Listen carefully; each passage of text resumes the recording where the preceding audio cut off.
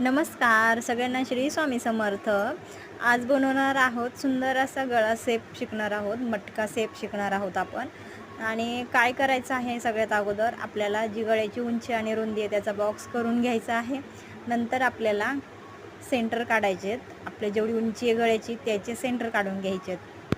आणि तुम्ही बघू शकता सेंटर कोणत्या पद्धतीने काढायचे आहेत. हे बघा, सेंटर काढून घेतलं ते स्टेप उचलायचा, वरच्या साईडला ठेवायचा आणि त्याचं एक सेंटर काढून घ्यायचं.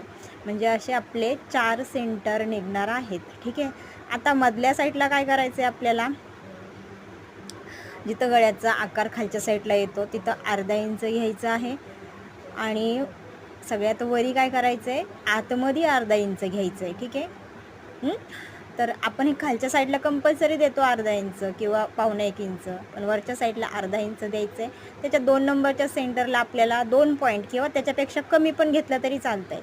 आणि आतमधून नाही, आता खालच्या साईडला माझ्याकडून चुकून झालं आहे आतमध्ये, पण आतमध्ये नाही द्यायचं, बाहेरून द्यायचं आहे आपल्याला.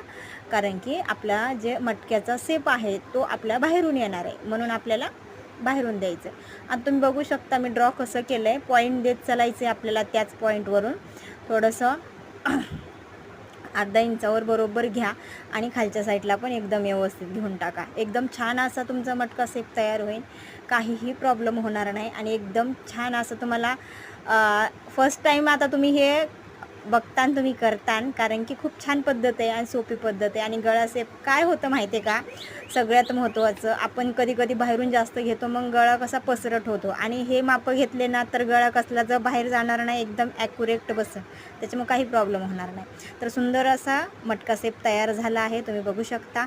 तर तुम्हाला मटका सेप ड्रॉ करण्याची पद्धत कशी वाटली हे मला नक्की कमेंट करून सांगा. चला तर बाय बाय.